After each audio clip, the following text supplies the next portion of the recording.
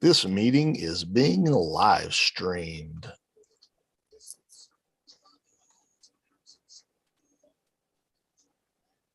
What's up, Seth? What's up, Bags?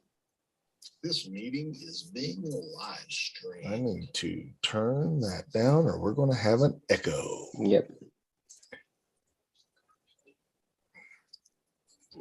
Nick and I were just talking about mentality in the market. And Nick, you want to kind of explain what you were saying to Seth? I think Seth, this is right up Seth's alley too.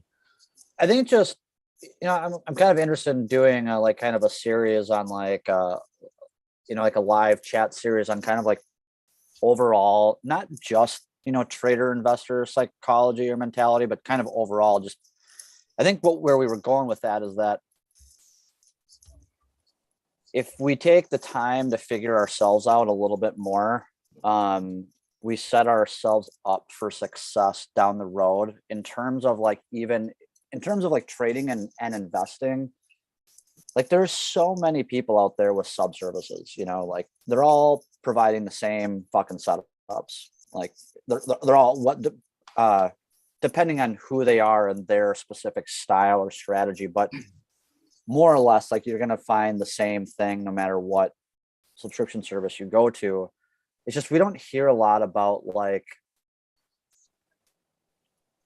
or at least from what I've seen out there, I don't see a lot of people talking about how they're building in and out of a position, the psychology going into why they're entering this.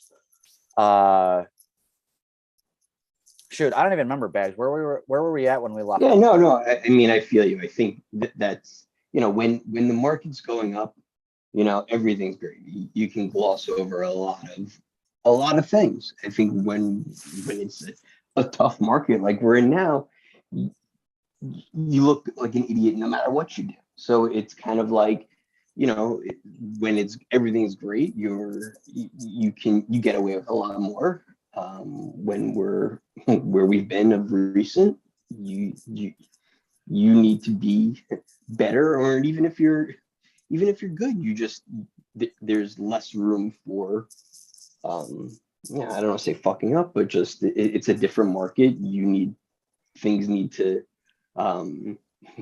do better than you would ever think, and when we're going down, you're grasping for that bottom. And look, I am not a technical trader. I come to hang out and see. Sometimes I maybe want technical aspects for confirming my some of my views.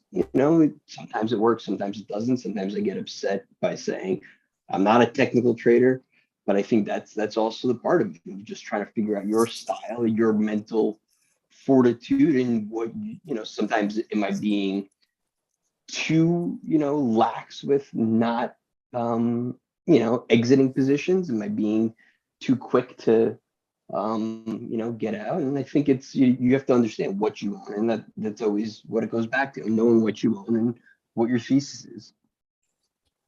Hi, Monkey joined us. Dude, the man, the myth, the legend. The monkey. Is he muted? Ask all to unmute. No, I feel you though, Nick. I mean, like, I'm just saying that you can save a lot of time and money by knowing yourself rather than. Well, yeah. Well, but if you're some of the services, investor, like I look at it, some of the services though. What's up, Monkey? Hey, sorry. Yeah, I don't know. I got dropped out of the meeting. It's all good, brother. But some of the services, like I look like that's a time saver for me, right? Sure. So I understand what you're saying on, especially maybe some of the trading services out there. But when I look at a lot of these different services, I've subscribed. I'm not ashamed to say that. Yeah. I look at it for me of what is something new I'm going to learn? What can this person help me with? Right? Is this saving me time on TA or research or fundamentals or weakness for me? So I don't don't want to, carte blanche it all with all services are the same. No, I'm saying I'm saying that by figuring yourself out, you can put yourself in better alignment with what subservice would better suit you. So instead of like, let's say I mean, isn't that the key to everything though? You got to know yourself, right? Like, I mean, totally. I understand that I have a hard time letting go of positions, right? It's hard for me to decide when to sell, right? Like I'm all in there when I'm buying, like I have no problem pulling that trigger, but when do I lighten the load? And I think we all have to understand what our own philosophies are, what our own strengths and weaknesses are. And if your trading or your investing is broken, right, then you need a lot of help. But if you understand, I think where you're coming from as far as how you're doing it and what you fucked up on in the past, it makes it easier to try to correct those mistakes. I mean, we're human. I like the try because, look, I think. We're human. We're always going to fuck up patterns that we've, clearly we're not the young bucks that, are out there that there's lessons that we've learned, it's really following and really, doing something different and knowing clearly I'm like you and liking to hold positions again maybe longer than I should, and oftentimes a lot longer, that I get stubborn and it's poor. But then there are times where where I can make a case for I still like the stock, I still like the fundamentals of it. Yes, it's expensive right now, and you watch things go from you'll hear pendulum swing back and forth, and that's where we are again is we are in the pendulum. Could it keep going? Of course, and probably will. But I think now the valuations are coming in to be important. It's how do you decide when is the time to say enough, or look, I understand it's expensive now, but there's enough runway that it can change. But it's tough. It's really tough now. I don't know. I find it really interesting. I think there's so many different, when it comes to timing and kind of the investor psychology, I think there's never been a better time to be involved with this, being how utilized social media is. Like, Monkey, feel free to chime in whenever you want, man. I've gotten so much from him and Duzio in terms of like, I might see something that I like setting up technically that I really like. And then if I see one of them like tweeting about, like, let's just use the Qs as an example. Bags, we were talking about that 445 area as kind of like an important area to hold to kind of see if we're going to leg higher. But if you're in the camp that we're going to roll back over, which is the camp that I'm kind of in, like, I think we're going to see like Qs 300, SPY 400, or at least I'd like to. And I think that would coincide with like what Duzio is talking about in terms of like market and turmoil specials, the world's ending. I think it'd be an awesome, a pretty convenient inflection point. It's a round number. I guess that's kind of where I'm going with, or in my mind, in terms of thinking about like overall psychology. Like, I'm trying to think about what, I guess I'm sort of trying to anticipate the next move and the next big leg down, because that's more or less where I want to get involved. And I think clearly we are in a market with geopolitical issues and inflation that all you see is headwinds. And I think, and I think that clearly we've all been in the market long enough to know that when everything seems terrible, like, and I don't want to play devil's advocate, I don't want to outsmart myself, but like, just as when everything seems terrible, like, you're going to get the market to, and maybe that, but you can't figure out how it can go up. And that's when it does. You know, and I think that's part of it also, that it's when everything is terrible and the market's been terrible, that it's going to continue. But yeah, like with so many things, on the way up, it can go a lot further than you think. And on the way down, it's the exact same way. When you think it's been enough, that no, we got more pain to come. Yeah. And that's where I'm at. I've been kind of joking around about that 12K level, but that's what I've got my eye on to really kind of, start legging in, and that'll be my kind of around the 11.5 mark will kind of be my cut it point. Give it some slack to overshoot, and I've been struggling myself. I've been, as I'm sure you've seen, I've been sucked in, with some small ads a few times here over the last few weeks, because it starts looking more positive. It looks like the momentum's starting to turn, specifically in the stocks we tend to gravitate towards with tech and momentum. And I almost every time I end up getting burned. I've been a little bit, and I heard Seth, I think you talking about struggling with holding positions too long. I mean, I think to a certain extent, if you're longer term, a lot of us do that. I've been quicker to cut the last, I'd say, 3 to 6 months. If I see something turn against me, I've been a lot quicker recently. But Jedi, I do think that we've got, because we're kind of at a place here where I'm seeing sentiment where people are kind of still getting, I know it sounds kind of ridiculous, but complacent, thinking that the biggest chunk of the move down has occurred. I know a lot of these names are down 50, 60, 70%. I have some of the names. Yeah. I mean, yeah. I have not missed some of this. I do have smaller growth exposure than some out there, just because of kind of where I am in my life circumstances, but I haven't missed or sidestepped that. I've been hit in some of these stocks. Snow, is one today where I'm getting hit pretty good. It's still a small position, but it's not fun to lose money. But I think that it's my own internal struggle. I think even myself, have found myself thinking over the last few weeks, like, I think we're there. We might be near the bottom because of the washout, but I think it was GP just said, things tend Someone to say overshoot. my name. Someone say my name. What's up, guys? Man. I think, things tend to overshoot. And I think we're in an environment now where we could easily overshoot to the downside. And I think we need, as has been brought up, I do think we need that kind of, markets in turmoil where people are convinced that we're about to enter a 2009, 2000 type scenario of, 50, 60, 70% index drawdowns, which I don't think we're going to see, but I think we need to get on the precipice, and I don't think we're quite there yet. I think people are getting very comfortable starting to leg into some of these names.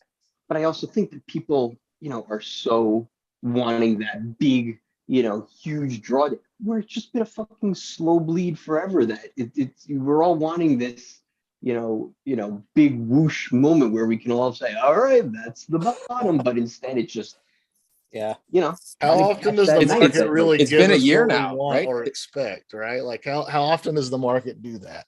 Right. It's been since February of 2020 that things have been, many parts of small mid-cap growth have been just kind of making lower highs and lower lows. And I think if the time comes and we do get another flush down, I don't think people are going to be jumping to buy. I think you're going to see people more and more move over to the camp. The people who are starting to kind of, turn bullish here and thinking, hey, the stock's down 60, 70%, probably a good place to leg in, which longer term, it probably is, if your horizon's 5 to 10 years and you can withstand short-term volatility. But a lot of us, myself included, we tend to get sheeped, regardless of, lose sight of the longer term picture when, you're in a position where you think, okay, maybe I've got 5 to 10% downside near term, and it turns into 30, 40, 50% downside near term. It's hard to stay put. And, we all, do this at one point or another, and we'll kind of get sheeped out of these positions. But I think if we get another 10% move lower, whether it's a grind or quick, I think you're going to see a lot of people starting to say, hey, this is 2009, this is 2000, huge crisis coming, bank liquidity, whatever related to Russia, whatever excuse they're going to come up with. inflation, energy. I think there's another leg where it's going to get much more painful and people are going to really be freaking out. But the 10% from here would be under 400 a SPY. Yeah. And yeah, I mean, I'm looking at like that NASDAQ 300 kind of SPY 400. 10% in the 390 would look awesome technically on the spiders. Which one? 380 to 390. If you go to the week, flip over to the weekly, technically it would line up right. I mean, with that kind of, when was that? Well, we've got that gap there. Yeah. I don't want to get in. I don't want to get into fucking gaps. You guys know how I feel about gaps. And I mean, I don't know what you all are seeing. I mean, I just because my mom passed away late last year, I had to sell her house recently, and I think I almost top ticked the market. It just timing wise, and I top ticked the market the other way when I bought my own house. I bought at the top, so I've seen it on both sides. But yeah. just in her area, I don't know about what you all are seeing. I mean, I had cash offers coming out of like the rafters quickly, but about a week or two after the house sold and the property closed, in that area, I've already seen like 5% price cuts. You know, people who listed houses very recently are pretty selling. quickly coming down. I don't know if that's just a kind of in that area kind of thing, but where is it? Down in Hollywood, South Florida. Yeah. Okay. It's in between Fort Lauderdale and Miami. So, I mean, it's not like it's, the hottest market in the world, but, I've just in the last, and this is just within the last 2 to 3 weeks. Yeah. I'd say even probably the last month or so, like our neighbors, I've seen several houses go up for sale on our street within the last couple of months, and they're not selling. Where are they going? I mean, I think that's always it. Are they moving out of state? Are they upsizing, downsizing? I feel like that's always the interesting thing. It's like I all my house is appreciated. That's great, but I'm not going anywhere. So It's not like there's any benefit to me. If anything, I'd want to go a little bit bigger, and that's becoming more out of the price range. So I think just people becoming more price conscious, like kind of we're just in the start of it. As oil goes up, inflation across the board, stock. I still think that even people who are not day-to-day traders, 401ks, they start seeing those things getting hit. People withdraw. They start pulling back, even if it's on the margin of spend. I know GP, you were talking about this. Did I cancel my Tesla order? No, I didn't. But because I'd already done that. I put that in like a month and a half, 2 months ago. But to be honest, if I had not done it, I probably wouldn't do it now. It's just I'm not going to cancel because I'm getting the car next week. But if I was in the market right now, I probably wouldn't, just because hey, looking on paper, my portfolios had a decent size hit. Anything you want to do, we just we're looking at some house stuff here, and the prices were outrageous for construction to do some work here. So oh my God, myself, I have already kind of changed my spending habits in the last month or so. We got our friend Sam on my way to money joining us. What's up, Sam? What's happening? What's up, Sam? God, this is just going to change the Twitter experience now that I can hear. I know everyone's voices now. I know it is clearly. I think this is the first time I think I've heard Monkey. Nice to hear you. We haven't gotten some faces yet. I guess maybe in the next 5 years from now. Slow your roll there, I'm not going to dox myself here. That's a step too far. No, but what I'm saying is, I'm still employed. I'm not going to voice from a year, 2 years that we've been in the room for that. Finally, took a little bags getting us on the voice. I don't think it's technology is bringing us together. So, Monkey, I think I want to get back to the topic of everything's going to zero. I'm an optimistic person by heart, and it's just tough for me to see that we're going to go much lower. I hear a lot of people talking about 400 and lower than 400. Yeah, inflation's it's affected everyone, and I completely hear you on us changing our spending habits and all that, but just technically I'm not there, and that doesn't mean that the fundamentals won't override the technicals. I fully realize that can happen, but I think we all get really itchy when we see moves in the market. And if we look right now, SPY's coming, it's almost back to green. I mean, all we had this morning was a retest back into the moving averages. If I look at the 4-hour and the weekly, we recovered the 50 EMA on the weekly. So all these things could happen, and we should be prepared for them. But at the same time, like, it's hard for me to be on the train that, this thing's coming off the rails. I just don't see it yet. And there's been a lot of names that have been hurt, and a lot of names that have been, like you mentioned, down 50, 60, 70, 80% off their highs. And I think it's valid to say that, their valuations were way too high, right? It was a free money environment. It's not that anymore. And if we look at rates, I know GP and I have talked at length about rates. Rates going up aren't totally a bad thing for growth stocks or the market in general. It takes some time for everybody to reset what those valuations are, but I'm just not ready to put my bear socks on. And you guys know me well enough. Like when I think it's bearish, I'll stay that way for a day or 12 hours or 6 hours or whatever. But I don't know. I don't see today's movement in any way scaring the bejesus out of me. Right. I think it's oil. It's really oil. And this other fucking chart, right? About, oil has never done this without a recession. Well, there's always a fucking first time for everything. I'm not saying it's going to. Like, I see the writing on the wall that these things could happen, but everything's in the realm of possibility. Yeah, I've been posting this too. I'm in a different camp. I think we get close to or in a recession by the end of the year. I think oil is a piece of it. I think inflation in and of itself, that weight, just, changing and hitting consumer demand. I think, and differ here from a lot of people, but I think the market is not necessarily scared about the rate hikes being behind the curve. I think that the market sees what's coming and is afraid that the Fed is about to make a huge policy error and is going to hike into a slowing economy, inflation that is going to probably take care of itself with, all the stuff we talked about, supply chain, withdrawal of liquidity. I think it's a policy error that the market is sniffing out. The Fed tends to be, late, and I don't think that they're too late to hike.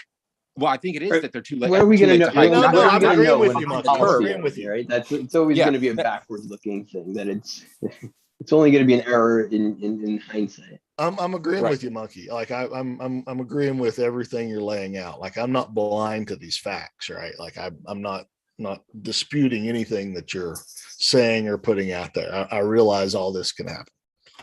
I was on the band, I was on the wagon for, hey, let's do a 50 in January, right? Like, I was 50 basis points immediately. So I feel you. Yeah.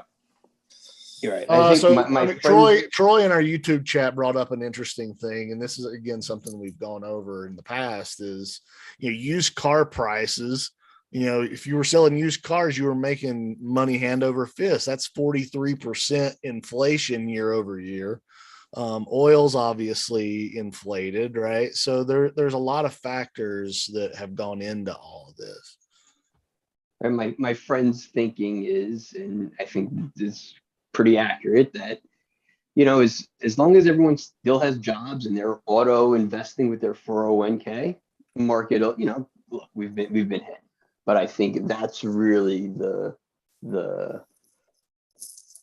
scary thing for markets not behaving is, should the recession lead to significant drop and just the momentum continuing down that way, and where people just are not contributing, or they're just not, people losing jobs, that's why the the market could really be in for it. And GP, granted, is your mic working? I haven't heard from you yet.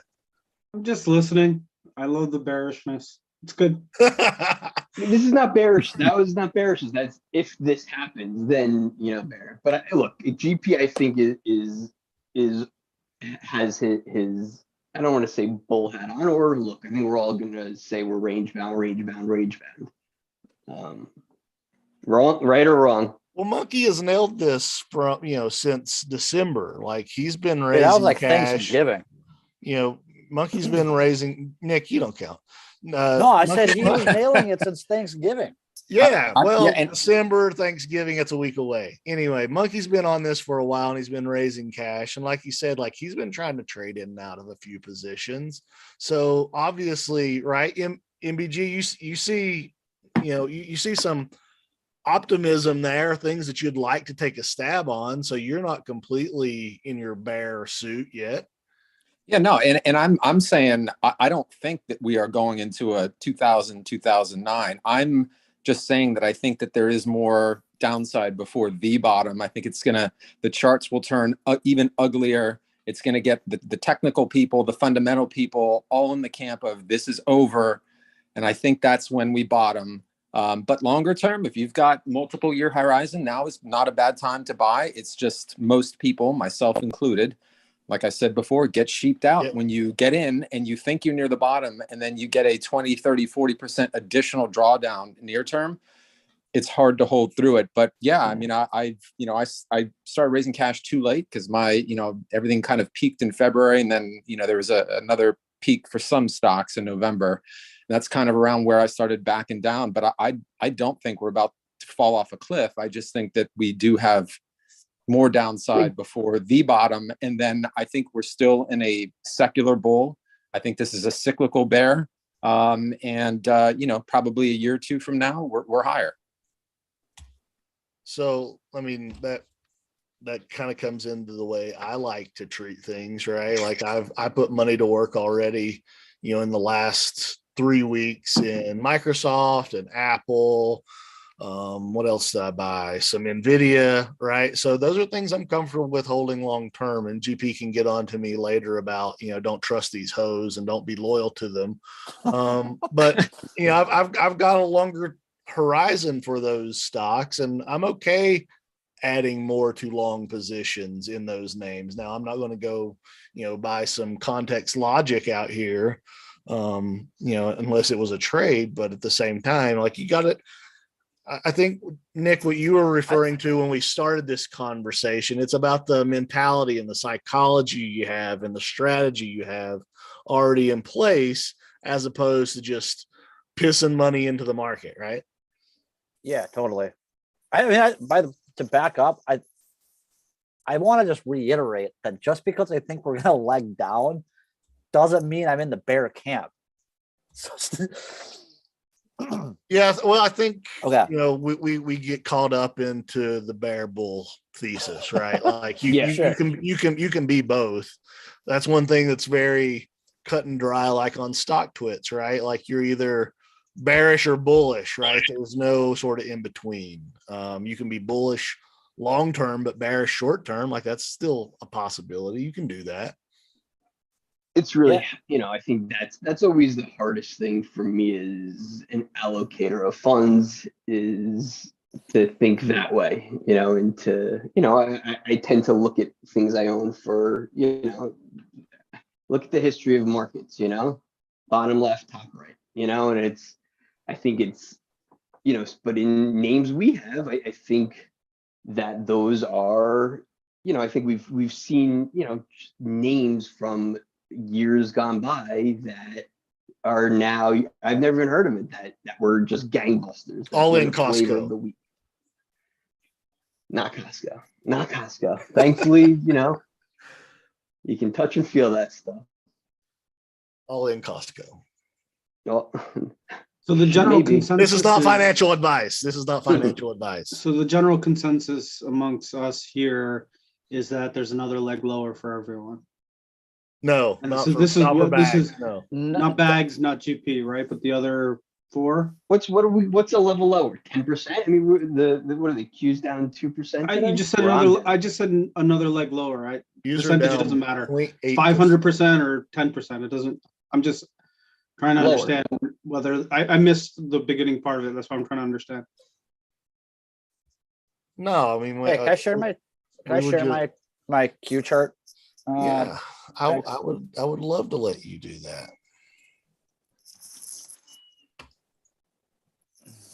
Like the multiple compression conversation has been happening since, I don't know, January last year. Talked about it in October when financials are the last leg of the bull market, of a secular bull market, and they had their move and they're all dying now. And we've had some pretty decent moves down in many names, not the indices, so to speak. I'm fine with the indices doing another 10%. I think where you're going to see strength show up is the names that have already been destroyed, right? So that's what I'll be But looking for a trade or for, for. Like, so I was tasked with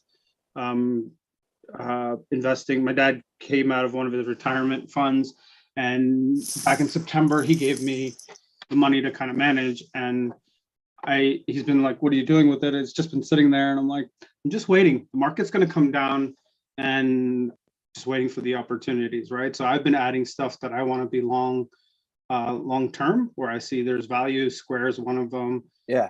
Tesla's another one. Melly was one of them.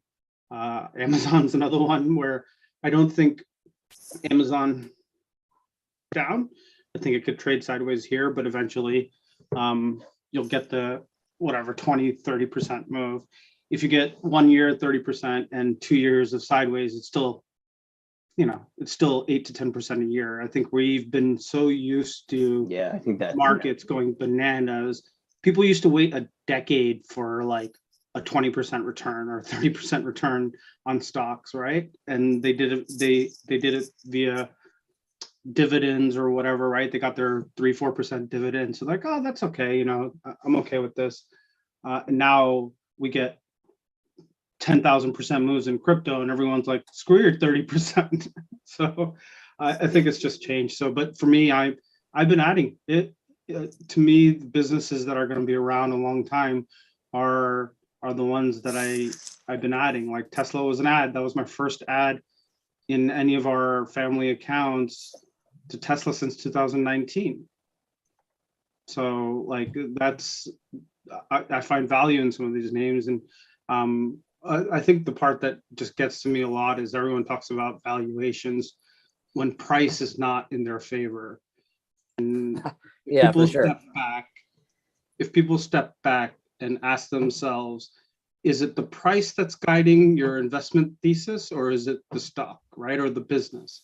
And I think that's where a lot of people get caught up quite often. Technically, we can go lower, sure, why not? But the question is, what's it called? Hindsight bias, or whatever you want to call it, is what I find in a lot of people's views. It's like, oh, well, the price is down 80%, so it's look, I was right. And I'm like, okay, but from 80%, if it now clears all-time highs in, I don't know, 6 months, a year, 2 years, whatever it is, were you right? I don't know where that conversation kind of lends itself. So I always get a little intrigued on what the thought process there is, because it just doesn't make any sense to me. Like, is price dictating your bias, or is right? I think like it goes from the book that Kyle recommended to me, The Art of Execution, which is like, if you own a stock and it goes lower and you're not buying, then why are you still owning the stock? Yeah, I mean, look, I think that's right. I think, but that's when you can either talk yourself out of positions, or is it worth throwing money, good money after bad? And I think that's, clearly you can have a thesis, and believe it or not, I can be wrong, like, which I think is crazy. Doesn't happen often.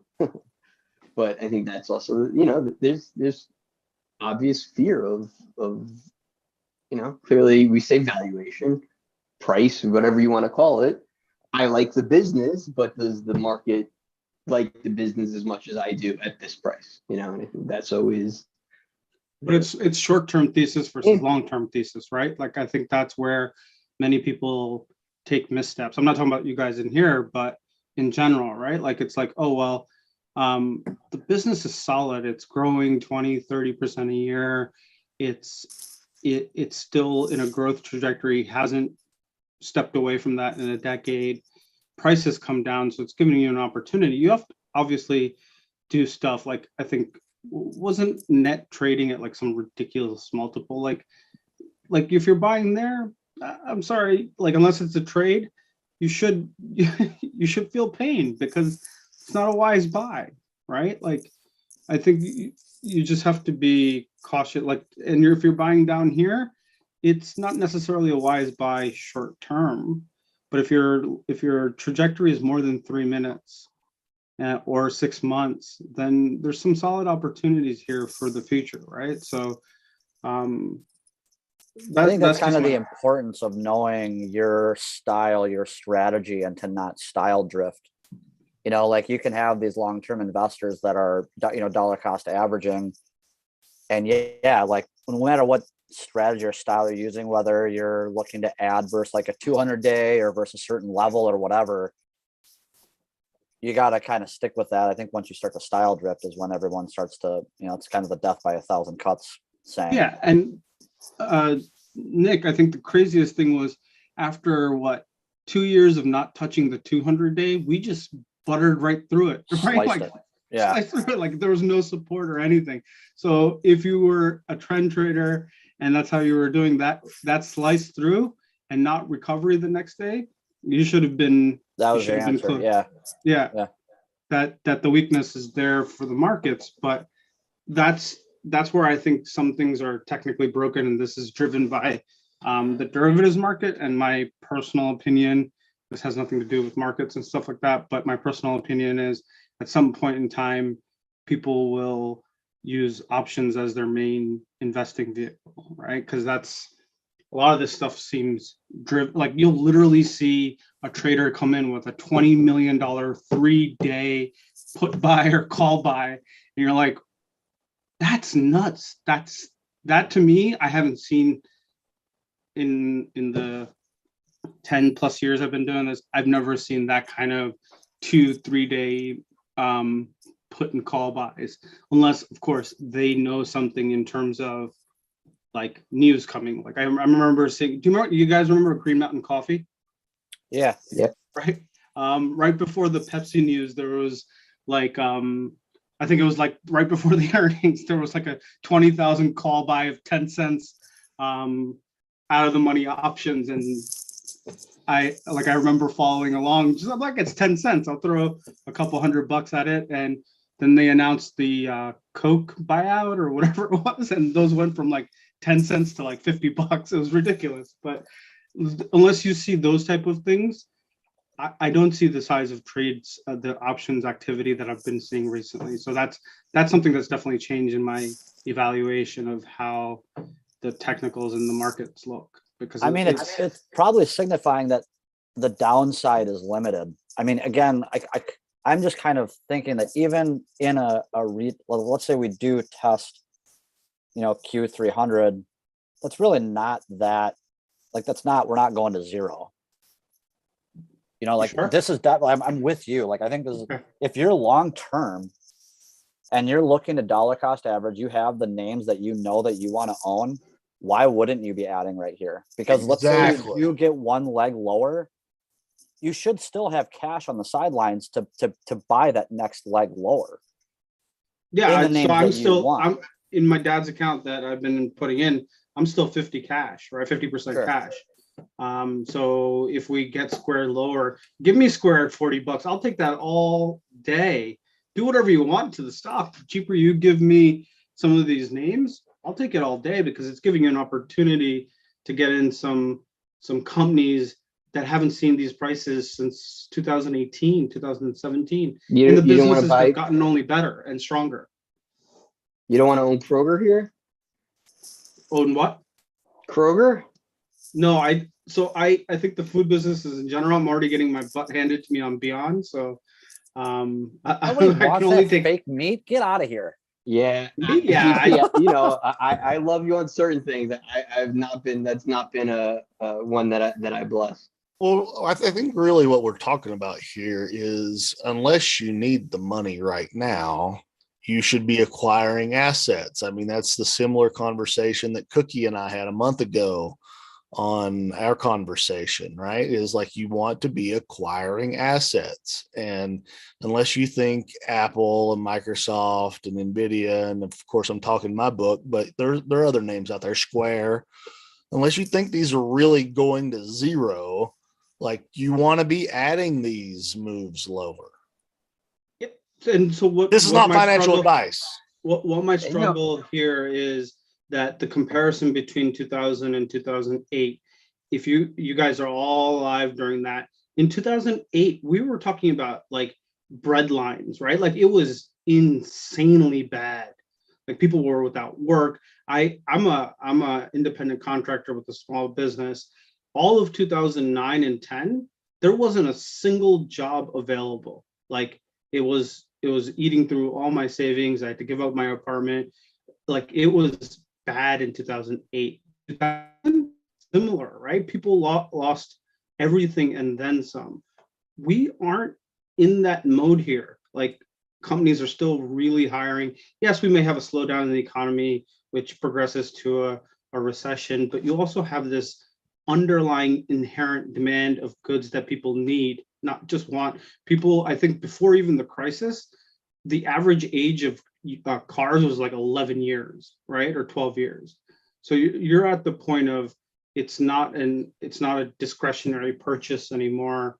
It's a need, right? And you can only fix up a car with 270,000 miles so many times before it just says, I'm done, buddy. So I think my personal belief is there's inherent, like, and this is maybe from my circle of friends, they're all just waiting to buy stuff, right? Like don't look now, but SPY just turned green. Yeah. And the weirdest part about this whole conversation, right, is the NASDAQ has been leading down the whole way through. Rates go down, NASDAQ goes down. Rates go up, NASDAQ goes down. So it's been interesting to see. I would say the Bitcoin's NAS been leading us down, but comprised whatever. of Potato. What'd you say?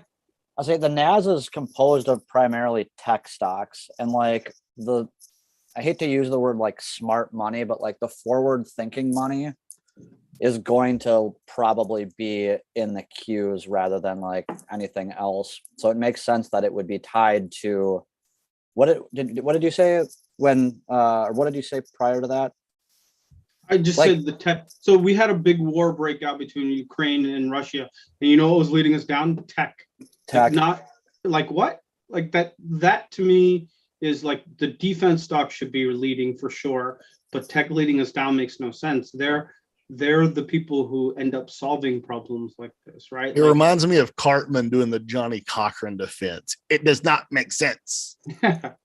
So like I tend to use logic when it comes to these things. My logic can be wrong for a short period of time, but to me technology, people are going to stop buying iPhones. I don't know. Right. These are things that have migrated from discretionary spends to necessity spends, right? So, right, but an iPhone is different than a new car. You know, people, back when you couldn't afford to buy a new BMW. This is talking my industry. I was in the food industry, but people would pay up for expensive cookies or my product or cheese or things. Where, granted, we are nowhere near that recession level of any, but I think these are just things to think about where they're just putting off purchases. Car prices. What I know about my friend circle and from the close and from the outside in, unless you're like a teacher or something like that, mostly everyone's got a buttload of cash sitting, waiting to be deployed into whatever, buying software investments. They're putting that cash into things or investments. Dude, every millennial, right? So like I have a friend who just decided to redo his driveway because for whatever reason and $30,000-$40,000 to do the driveway is getting spent. I have two other friends who are building homes from scratch. Like people are just, they're still making money, they're still employed, their business is still near the peak of operation, or their company still near the peak of operation. You can see it in some of the earnings too, right? Like these companies are still making bank all day, and there's still a big high, like my wife's company is still hiring in droves because they just don't have enough people to fill the demand that's required. So like, and I know it's all anecdotal, and maybe I'm in my little bubble here in Jersey. Well, we're leaving a free money environment, right? And I think that's what a lot of the scare is. And without any guidance of what rates might be, it's a reason to sell off, right? There's a million reasons to sell side analyst notes, whatever. There's a million reasons to sell. And if we come back to the fundamental arguments we were making, the economy actually isn't as bad, other than what we're seeing in the inflated prices. Right? Yep. But people are still buying, right? Like I think that's even with the inflated prices. I mean, I just put brand new windows in my house, right, in November, and I didn't stop from doing that because we saw the market getting inflated, or prices getting inflated. And I'll give you mine. Like I sold my car last year in hopes that the used car market would slow down and I'd be able to buy the crazy inventory, but it's gone the opposite way. And the conversation I had with my wife just the other day or a couple weeks ago, whenever it was what if prices don't come down for 2 years? Yep. I think I'm in the same boat. Yep. Finish what you're saying. We were talking about the housing market earlier. Across the board, right? Yeah. I had a relative who sold their house and they couldn't find a house to buy in because the value of their house was so high. Now, granted, that was, late fall 2021. The housing market may have changed, but they sold their house for a huge profit and couldn't find anywhere to go. Yeah, that's it. You have to know where you're going after, either up or down. You have to, and then I've heard recently where people buy and then and sell at the same time, and they can't close on one, and they're stuck. So yeah, but the car, I had my lease ended, and I was in a position where I was like, I don't really need another car right now. I can wait, and thankfully I don't need one right now, but I'm still waiting, and I keep going back to look at prices, and I'm like, I was looking for leases, they're just not giving anything away anymore. Like they used to. No, they don't even have. So like I had an 11-year-old Volkswagen GTI, and when the used car price market went bananas, the car sat at between like $5,000 to $7,000 for the last few years. It jumped up to 10 last May, and that same car is now close to like 15, 16, right? And that was an 11-year-old car. And I think it's bananas. But if you look at new car pricing, if you bought the same car brand new, that one is now 41 or 42,000, which when I bought it in 2010 was 28,000, 28.5, right? So that's a massive increase in pricing as well. The conversation for my wife and I is like, we're at the point is like, what if prices don't come down? What if our thesis was wrong, right? So I think you're getting a bit of that too in terms of scrambling. I think for housing, I think that's a big thing for housing also.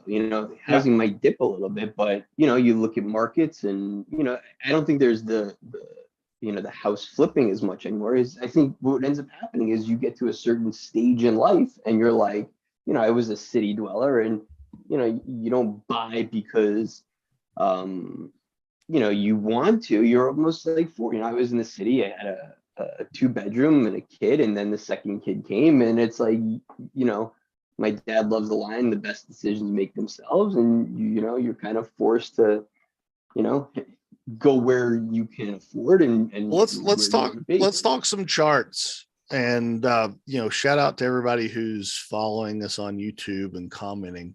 Monkey just left. He had a question. Does Kansas Cash said, does Monkey consider plastic surgery discretionary spending? I'd say yes. But hey, if you guys who are following along on YouTube have any questions, feel free to put them in here. I want to look at some charts, Nick. You pulled up the QQQs. Yeah. So let's get into a little TA and so much of the fundamental, macro stuff. Let's kind of table that for a bit. Cool. So here's my take on the Qs. I mean, we kind of talked about this a little bit the other day, but right now I'm just looking at the leg down from basically 370 to 320. And that 345-ish area right here is that 50% retracement of this leg. So for me to even begin to get more bullish, this 345 has to stay and hold. We also kind of have the 50-day moving average starting to trend down here too. So I want to see price kind of come out of here. My next area, or my confirmation area, would be this like 370. Like price is probably going to come up here, drift back down before it kind of, hooks back up here. Just being you had this floor that got taken out. So let's say I was starting to get long the Qs, and then I was, price was heading back up here. I'd extend this back up to see where the 50% retracement is of this whole leg down. And it's going to be right here, basically kind of in line with that 360 to 370 area, which is where I want to see, like the next area that I'd want to see get taken out. And then from there, obviously, it's just kind of trending higher into highs. And then we got to see how it handles up here. If we start to see price, accelerate with lighter volume, chances are it's going to pause up here. If we start to see it ripping up here on the high volume, I'd be much more in the camp that this ends up getting taken out. Now on the flip side, like I said, I'm kind of anticipating another leg down to kind of like this 300 area. And I'm looking at that largely to get uber long. Just because I think not long uber, but uber long. Yeah. Like I think that Q300, let's just say 300 to 310 coincides with like, Tesla 600, Google, and let's say Google, what was it, probably 2K, 2200, probably Amazon 2500. Like those on those big names, that's where I want to get back involved. And I think that's where that's what would coincide with the Q price down here. You have this head and shoulders on the weekly, or sort of a head and shoulders, but this floor got taken out. It got rejected. You have this range right here. And typically when price travels back into a range, it's going to go towards the low end of that range. So we already dipped into the range here. We spiked it here. Textbook would probably be it kind of just drifting a little bit higher and then rolling down here. Time frame wise, like I couldn't tell you. Like, I think that's kind of another thing to talk about psychologically speaking, or our mentality is that when we're looking at these charts, I think we forget that each one of these bars is a whole freaking week. And whether you're looking at a daily chart, weekly chart, monthly chart, that means it took months for these patterns to develop. It's going to take the same amount of time for these patterns to complete. So it's not like, oh shoot, I should be getting super short here, expecting for a roll over here. All right, Nick. That's just kind of where I'm at. Here I go. And yeah. You probably know where I'm going to take this. Yeah. At what point does a malformed pattern, which, I'm not saying this is or isn't a head and shoulders, but at what point does a malformed pattern, basically not exist or be invalid? Okay.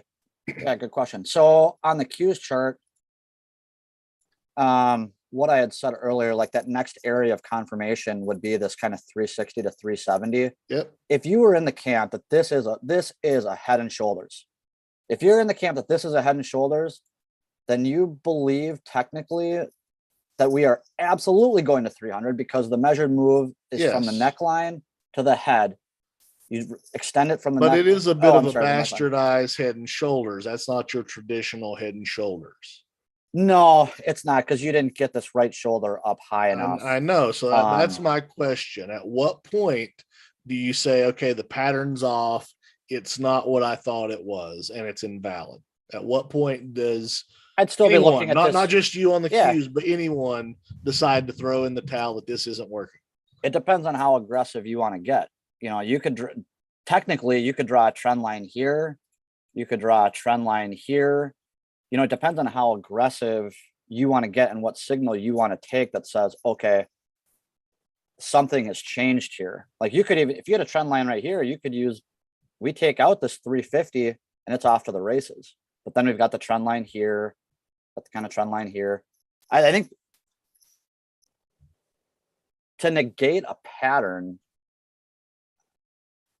in terms of like this Head and Shoulders, that's what I think would do that, is the high of the right shoulder getting taken out, or the trend line getting taken out from the head down through the right shoulder, the top of the right shoulder.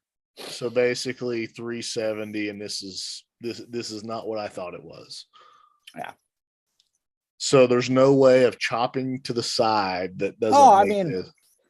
No, this is all- this is- I'm not trying to be facetious here. I think this No. is good questions for people who try to do pattern recognition, and sometimes we can squint and see all different types of patterns.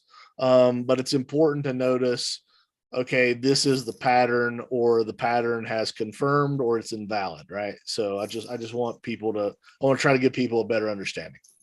Yeah.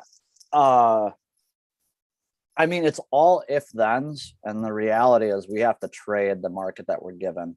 Yep. So, yeah, we could just go sideways in this 380 to 340 range forever, you know? And that would invalidate the pattern too, right? Because it never played out in the formation.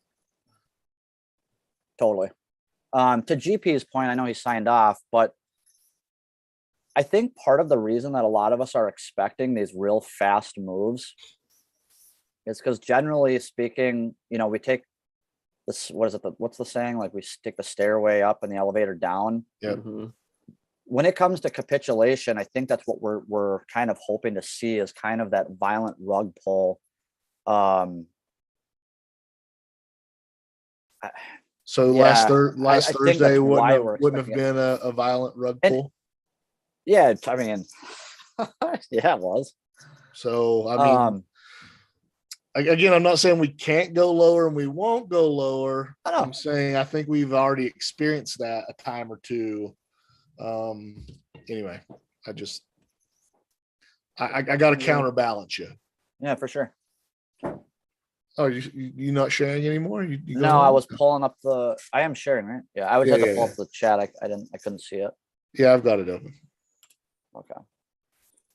No one's asking questions. Everybody's really quiet. We must be doing such a great job of leading the conversation that there's no questions. You want another chart to do? Sure. Yeah. Zendesk. ZEN. ZEN. I think I charted that not too long ago for somebody. What might have been you, Seth? Was it you that I charted this for? No. No. Maybe. Damn. Looks really good.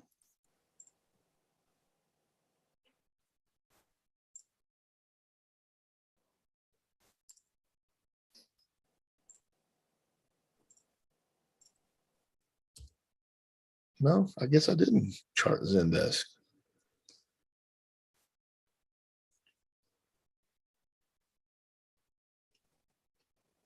It's running hot.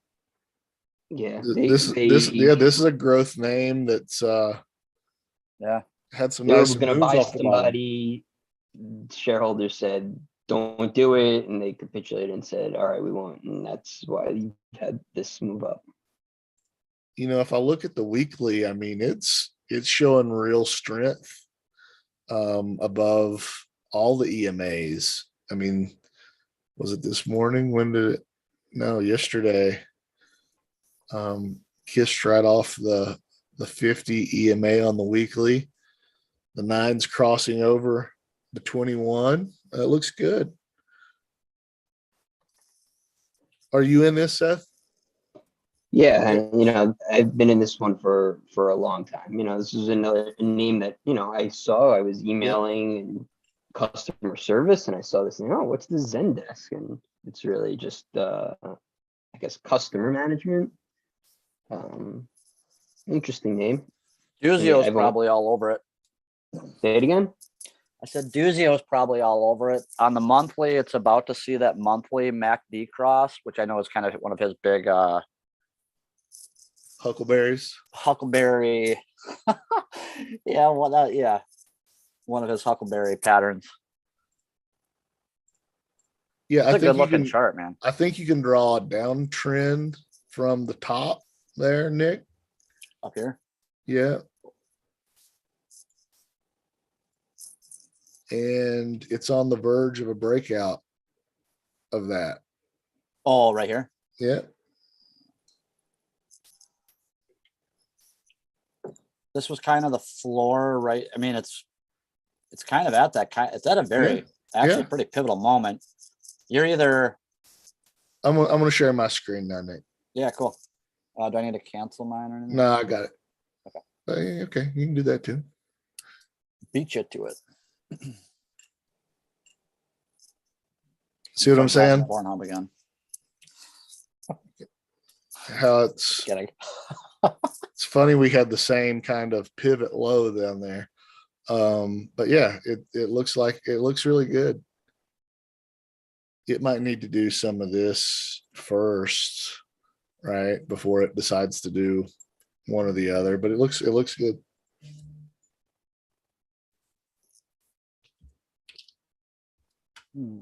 What else you like, Seth? Anyone on the YouTube? Josh says, how much worse is this getting? How much worse is the market getting? I mean, market's rebounding. I mean, just in the last 15 minutes, the Qs went from 0.8% down to 0.4. Spies up. Oh, what's that, Bags? Breaking news: gold is about to rip fucking tits. Yeah, you're right. It is. Look at that. Just kidding. Hey, you were on this trade. I'm not going to take anything away from you. I'm hoping it's just getting started. The solar trade, not so good. Yeah, not so much.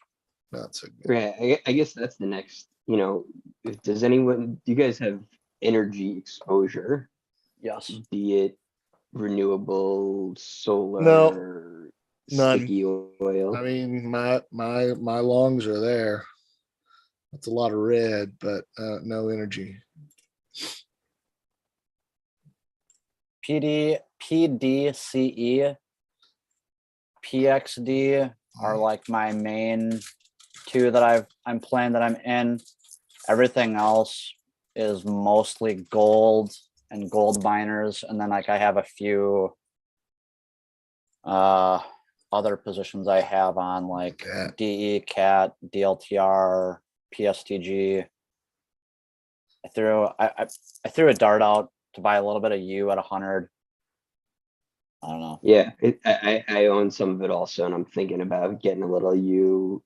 Major Investing says UNP. He wants us to look at UNP, Union Pacific Transports. Wow, they should be good. That's having a nice move. Ooh, wow, it's a really nice move. It's a really nice move. On those Monopoly. So the way Zim looked pretty good too today. I was watching Zim earlier today. I wasn't watching. Oh shoot, what was that one again? UNP. So the way I kind of go about looking at a chart for the first time, and I haven't charted UNP, is I like to go to a weekly or a monthly time frame, and then I'll kind of look at just what the line graph is showing me. And first off, I love it when I see a chart going from bottom left to top right. Just beautiful. I try to set a channel. I'm not going to go from the beginning of time, but if I were to do that, I'd kind of look at it sort of like that and do probably something like that. So I wasn't going to, but I did. And then I turn my candles on. I just want to see where confirmation is of where I have nice bottom line touches, and especially on a chart that goes bottom left, top right. I'm more concerned about the support line than I am the resistance line. I'll figure that out shortly. So I want to see a lot of touches of that middle channel and see where the top touches. So I could probably pull this in just a little bit. And that probably makes more sense to me, just giving it a real quick once over. I'm not concerned about with the extreme high wicks and low wicks. I just want to catch as many candles as I can to set up my chart. And then I want to get closer. So we're breaking out to the top of the channel here. And generally I'd set another channel on top of this, but because I'm not concerned about that right now, I'm not going to take the time to do that. Next, I want to see, okay, what's the trend? And if they had a major dip there. So I'll see if I can find another more recent channel than the all-time channel. And that looks pretty nice. That looks like that fits to me. I don't know what you guys think, but that looks like that fits. And then I'll look at the daily. Let's turn this guy off some, just so it's not bothering us in our way. And then I turn on my key EMAs, the 9, 21, and 50. And it's just a really nice move. And if I look at RSI, which is my main indicator, we had an RSI breakout. So it just looks great. So if you're in this one, major investing, congrats. This looks beautiful to me. Nice base here. Nice base. Looks really good. I like a big base, if you know what I mean. Big fat ass base. Totally. My wife just rolled her eyes at me. Well, that's right. You're officing together. You gotta be careful how you talk. Yep, I do. Gotta be careful. Yeah, I mean, I think above that above where it is right now, and it's breaking out of this more recent channel. So yeah, it looks fantastic. Looks really good.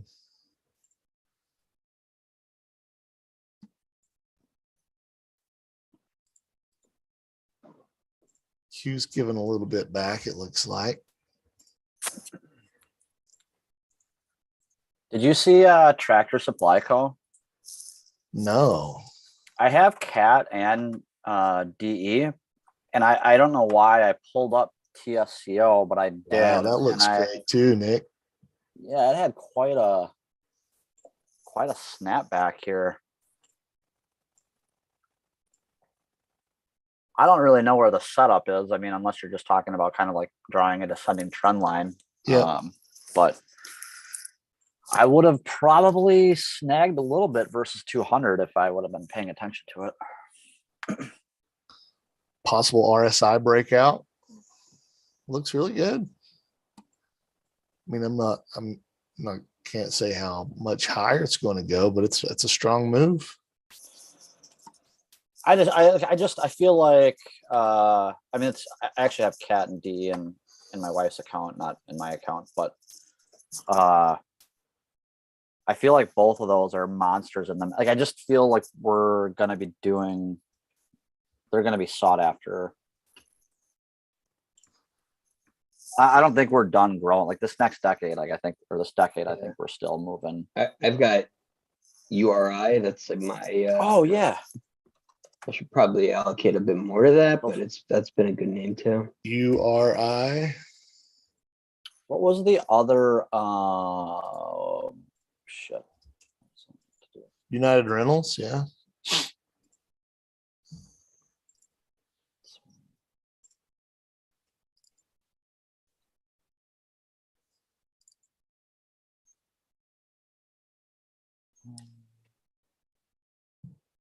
Yeah, I mean, you're shooting against 288, right? So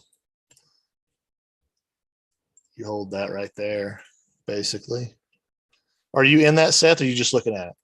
No, yeah, it's another one I've owned, Yeah. for ages, which has, been my, I guess, industrial that maybe needs a Is- little more allocation. But again, it's along the lines of you're not buying anything, you're renting and paying for it. But that's, that's a play on, we're growing and growing and growing. Is PSA in the same like sector group as URI? PSA looks amazing. Yeah, PSA, I don't own that. It's another one Oh. I should have. I use PLD. That's PLD. that's warehousing versus Got a big old dub forming there.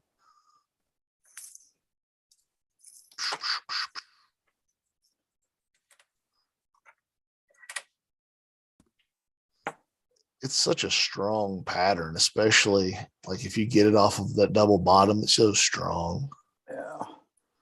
Doesn't always play out, but it usually has a nice move.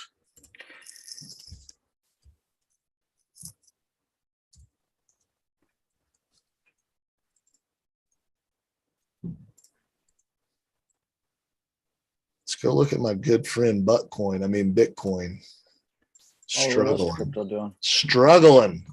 Struggle bus. Struggled for 2 days. I'm kind of surprised the market isn't holding the closer to those lows. Nice round top there. Below. Losing these EMAs would be bad. But there's still a lot of time in the week. We wicked right off of that weekly 21, which you guys know how I feel about that. That's my number one indicator on the old Bitcoin is where are we against the weekly 21 EMA. But yeah, really weak. I don't know. Bitcoin dominance way down too. Wow. Oh, that's shorts. Sorry. If for those out there that are seriously concerned about inflation, like and let's say they were trying to allocate money between, let's just say gold and Bitcoin, where would you feel more comfortable putting your money? In the short term, do I feel comfortable putting money in gold or Bitcoin? Yeah, I'd say the next 6 months to a year. Well, I wouldn't call that short term. I'd call short term less than a month. Oh, okay, not short term, like midterm. So let's say 1 year. Yeah. Would you do like a 50-50 maybe? Man, I have no gold exposure and I have a sizable Bitcoin and crypto exposure. Man, I'm you, Bags. I'm you, man. But granted, look, I think I'm sure you've been in Bitcoin and crypto for longer than a couple of years. Yeah. So you've got that call it a little wiggle room, you might say, which and I think that's the hardest thing. It's like, all right, I still believe in it, but just some little caution as always. Now, will you trade out of that on technical levels, or is like I'm owning this? It doesn't matter. I'm owning Bitcoin. I think if we talked about this before, if we get in below that $30,000 level, then I'll reassess. But until that breaks, I'm not. Actually, it's like closer to 28. I'm not too worried about it. I'm in from less than 10,000, but I think the question is, and I'm trying to cut my bias out, is in 6 months to a year, am I more comfortable buying gold or am I more comfortable buying Bitcoin and or crypto? I've been putting money to work in crypto and I haven't bought any gold.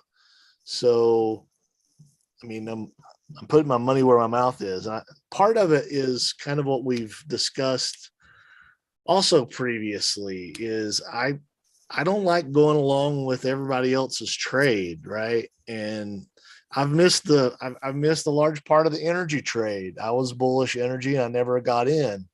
But at the same time, like, I just feel like, there's a lot of gold play out there being championed, and I'm not shit talking you, Nick. I'm not. But I don't know. I feel better putting my money in crypto still than gold, and I very well could be proven wrong, and I'm open to being wrong. I feel like gold has all of a sudden become too well liked. Is it? I'm pretty dude. I don't own a TV.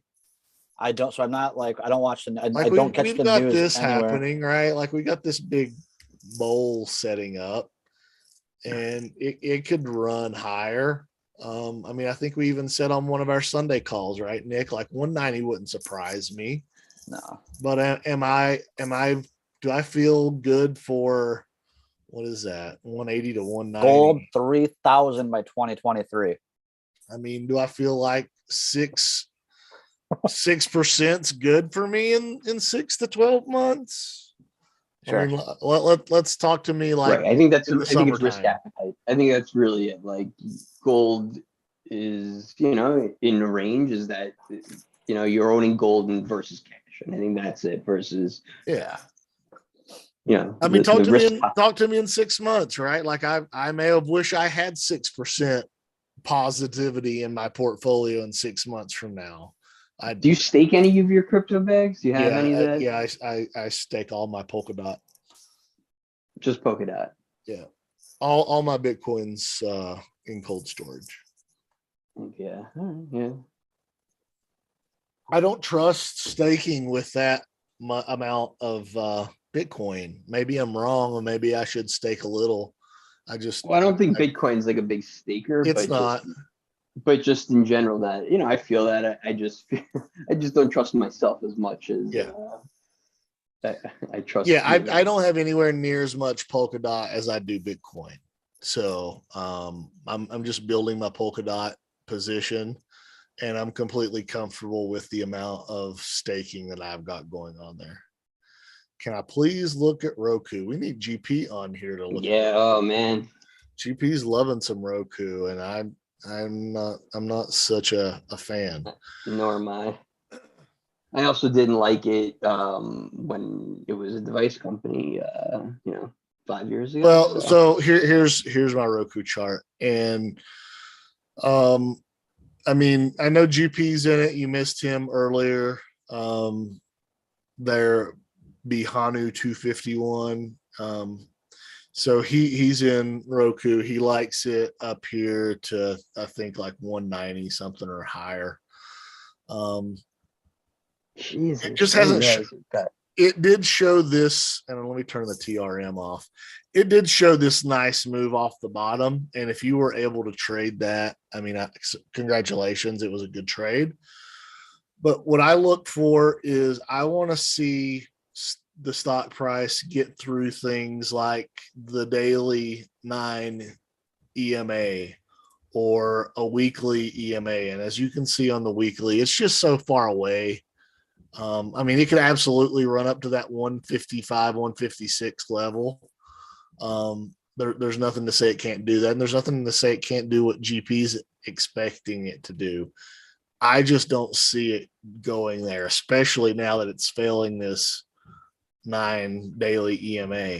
And the way I look at EMAs is on my longer term charts, I look at the 4 hour, the daily, and the weekly.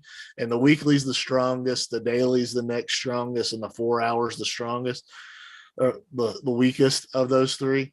It's below all those. It basically ran face first into the 50 on the 4 hour and didn't have any power to go through it, just like the 9 on the daily.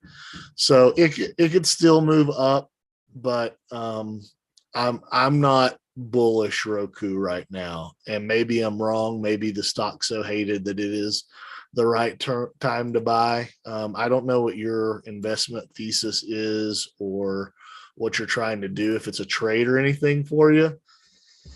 But personally, I'm not crazy about it. It's just me. I wish you well. I don't wish any bearish sentiment or, anybody losing any money, but that's just not, and it's not for me. It's my own personal take. We talk about this all the time is, there's thousands of charts out there that we can look at and hundreds of different setups that we may or may like. What I want to do is find what I think is my most favorable setup and the setup I like most versus what I like least. And I wouldn't categorize Roku as being more favored as far as a setup for me right now. Do you have names that you like now, or that setups that you like, or you're Oh, we're just talking a trade or just to get into for longer right? So I term? guess that's it. So those are your longs, clearly. Yeah, those are the What longs does it there. take to get in and out of those? How do you, if you want to bring something else on, I've got a lot more positions than you. Yeah, so this is, I put together my weekly watch list, right? And there's more names on here than what I'm actually watching. I'm really just watching these with the blue dots. This is just alphabetical order. This isn't anything that, I missed the target move, unfortunately, but it could still come back to me. It's just alphabetical order. I'm not looking to pick off Airbnb or Asana first. I do want some bank exposure. I was in my Morgan Stanley and BlackRock. So here's my look at Morgan Stanley. I'd love for that to come into around this $79 range.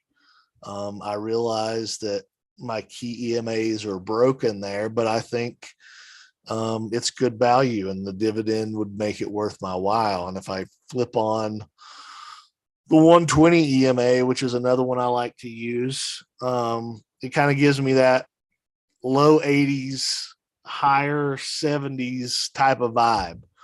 So not anything that I'm acting on, but something I'm watching, right? So this potentially has a setup that I want to see and, at some point want to get in.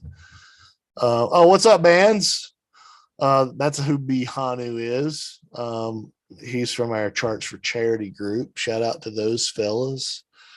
Palo Alto, Seth. I love Palo Alto when it was. I've when been it was in that faffing for around here around 500. And, I put money to work elsewhere as opposed to Palo Alto. And a lot of times that's the way I'll look at things is, do I want to reinforce or add to positions that I'm currently long, or do I want to take a new position? And the new position that I took a couple of weeks ago was NVIDIA. Not that I didn't already have enough semiconductor exposure, but I really like NVIDIA. Now, is Palo Alto going to outperform NVIDIA? I mean, it could, but do I feel comfortable holding either one of those for the longer term? Yeah, sure. Absolutely. I feel comfortable with that. But I really liked Palo Alto when it was, doing this number right here, and it gave us a nice W and a really strong earnings. Yeah. I almost bought it. It was right around 480. I think it was, I was going to say earlier this month. So it's probably in this area here that I was like, I'm going to give this another try. And, I should have, but coulda, woulda, shoulda, didn't. Yeah. Target, another one. I took a stab earlier at Target, I think around the 210, 215 level, maybe. It wasn't ready. I got out of it. There's no way that I could have predicted I would have gotten it at, in the 180s. But if I liked it at 200, I probably should have been willing to put money to work somewhere through here. And then fantastic earnings. And I really like what I'm seeing from it on the chart wise, because we've seen all these names post earnings and it's still got plenty of time post earnings to sell off. Like we've seen a lot, right? I mean, come back to Roku. I mean, it's selling off after earnings. Disney a couple weeks ago, right? Like it's sold off after earnings. You had a nice pop and back down.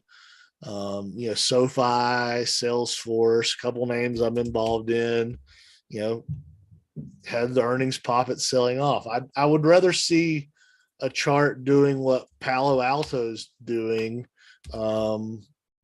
keeping that strength and what Target's doing than these that are selling off after earnings. You can argue that, Palo Alto's coming in a little bit, and it is, but it could just be flat. Yeah, I mean, they had good earnings in a good space that, Yeah, no, it could definitely be ready to try to move higher. It could be flagging in here, right? Like it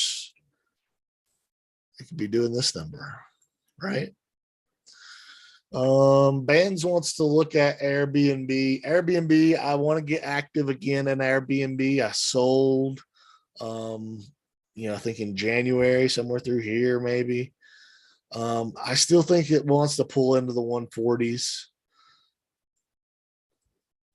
It doesn't, when I look at the chart, it's not something that just screams at me, this is a buy right now.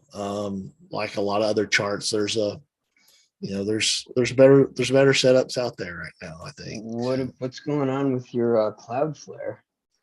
I don't know. It was down about 10% today, but you can expect this in these high growth, high multiple names.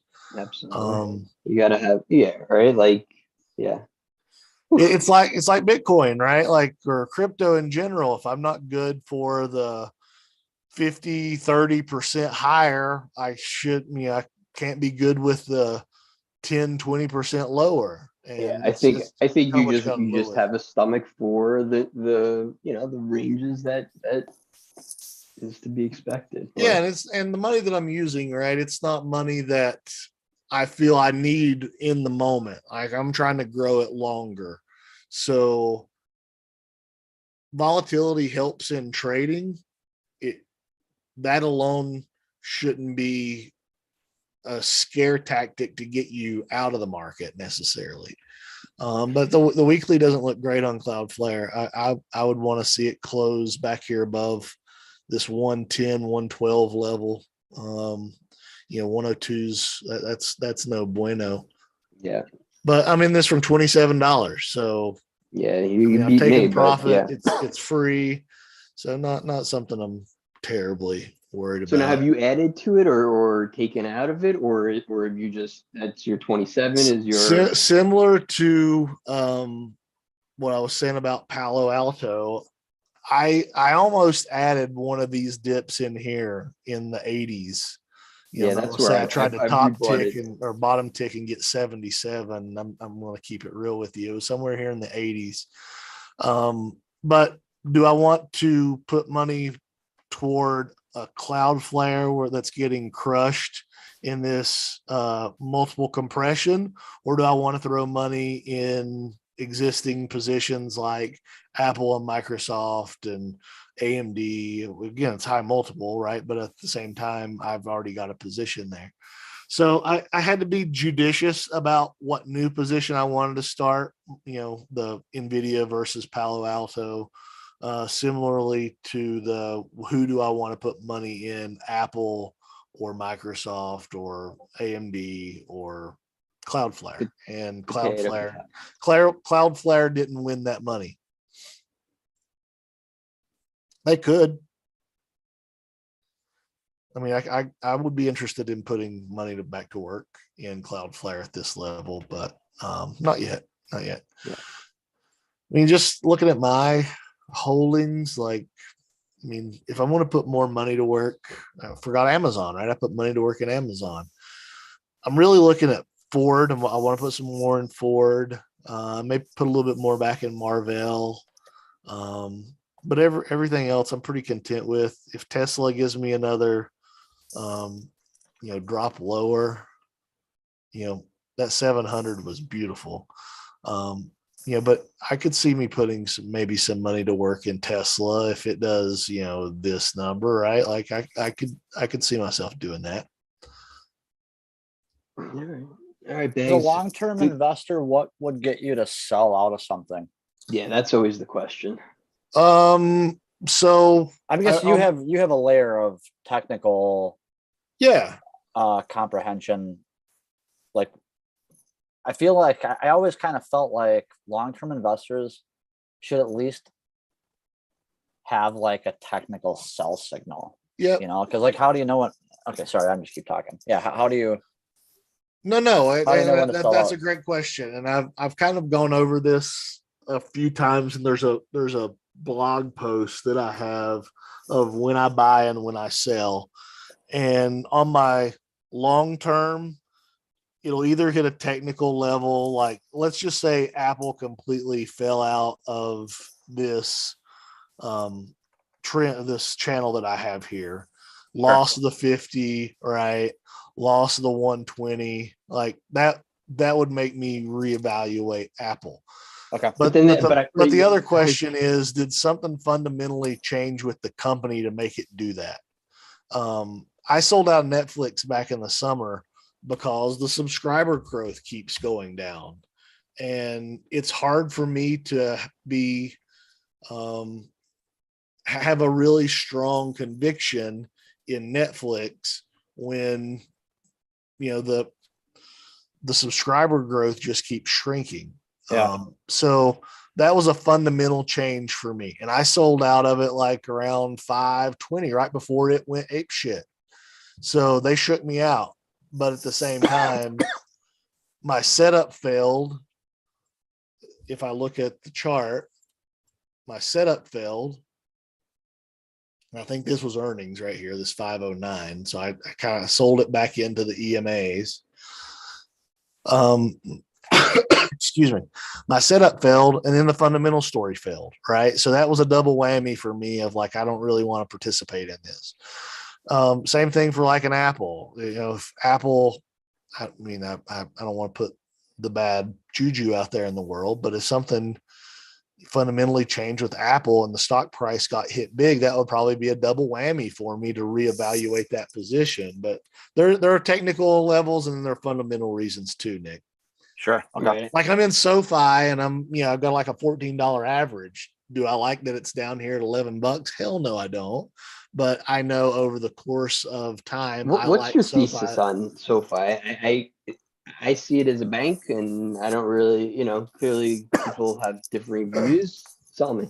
Yeah. So SoFi, I think what they're not getting credit for is their technology. And I think if it stays down here, it's going to be targeted as a buyout candidate. And I don't think that anyone should necessarily ever buy a stock specifically for a buyout. But I see what Ally did too. And if, it's not a direct apples to apples comparison with SoFi and Ally, but just, there's money to be made in the banks, and depending which banks you want to get in, but there's that added component of the fintech and the tech that they're licensing and selling to other institutions.